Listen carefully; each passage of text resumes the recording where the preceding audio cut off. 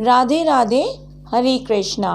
आज बात करेंगे भगवद गीता में अध्याय 2 32वां श्लोक, जो कि इस प्रकार है। यद्रत छाया चौपाननम स्वर्गद्वारम पावृतम सुखिनः क्षत्रिया पार्थ लाभन्ते युद्धमीदृशम। अर्थात, हे पार्थ, वे क्षत्रिय भाग्यशाली होते हैं जिन्हें बिना इच्छा किए धर्म की रक्षा हेतु युद्ध के ऐसे अवसर प्राप्त होते हैं जिसके कारण उनके लिए स्वर्ग के द्वार खुल जाते हैं। यद्रत छाया अर्थात बिना इच्छा के, च भी उपन्ननम प्राप्त होना, स्वर्गलोक का, द्वारम द्वार, अप्रवत्तम खुल जाता है, सुखिना सुखी, क्षत्रिय योद्धा, पार्थ प्रथा का पुत्र अर्जुन, लाभान्ते प्राप्त करते हैं, युद्धम युद्ध को, ईदृशम इस प्रकार। तो कृष्ण अर्जुन को पिछले श्लोक से समझा रहे हैं कि क्षत्रिय को युद्ध ही करना चाहिए, क्योंकि क्षत्रिय का कर्म और धर्म प्रजा की रक्षा करना होता है, जिसके लिए क्षत्रिय को युद्ध करना पड़ता है।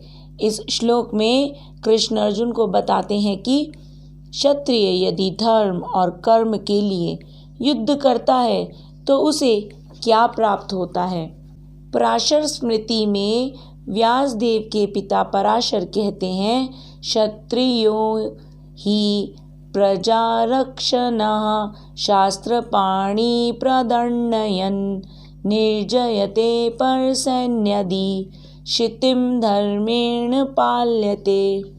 क्षत्रिय का धर्म है वह सभी कलेशों से नागरिकों की रक्षा करे, इसलिए उसे शांति तथा व्यवस्था बनाए रखने के लिए हिंसा करनी पड़ती है, अतः उसे शत्रु राजाओं के सैनिकों को जीतकर धर्मपूर्वक संसार पर राज्य करना चाहिए।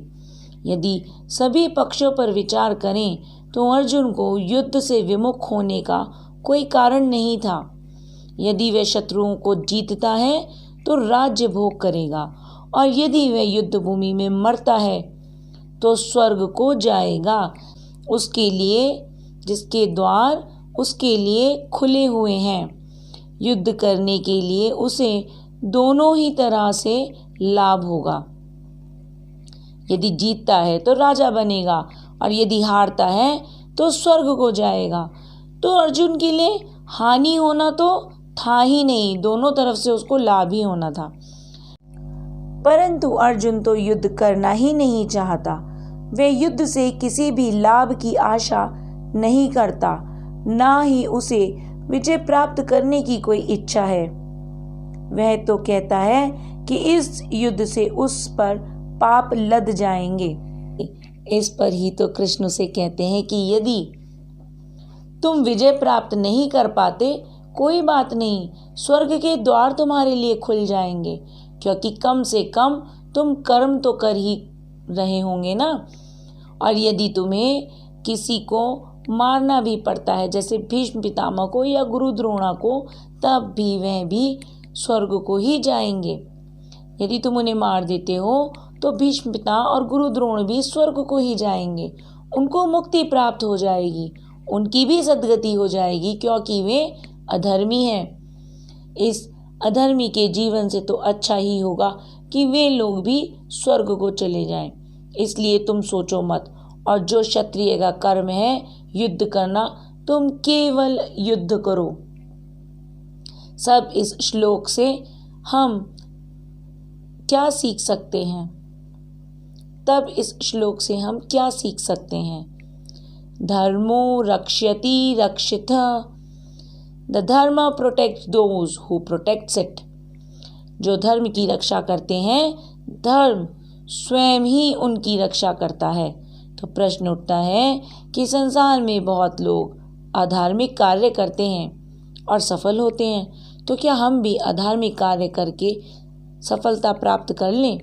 परंतु अधार्मिक कार्यों से कुछ समय के लिए ही सफलता प्राप्त होती है, उसके बाद पतन भी निश्चित होता है। इसलिए धर्म के मार्ग पर सफलता भले देर से मिले, परंतु स्थायी सफलता प्राप्त होती है जिसमें पतन नहीं होता। धर्म में यदि कभी असफलता भी प्राप्त हो तो धर्म आपकी रक्षा करता है और कुछ समय उपरांत सफलता ही प्राप्त होती है। इसलिए कृष्ण अर्जुन को समझाते हैं कि धर्म यही है, क्षत्रियों को युद्ध ही करना चाहिए। तो तुम कर्म करो, जो भी होगा अच्छा ही होगा, पहले कर्म तो करो, पहले युद्ध तो करो।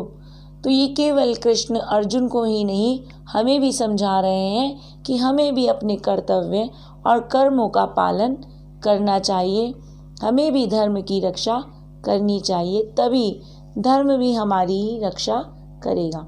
इसी के साथ राधे राधे, हरे कृष्ण, हरि बोल।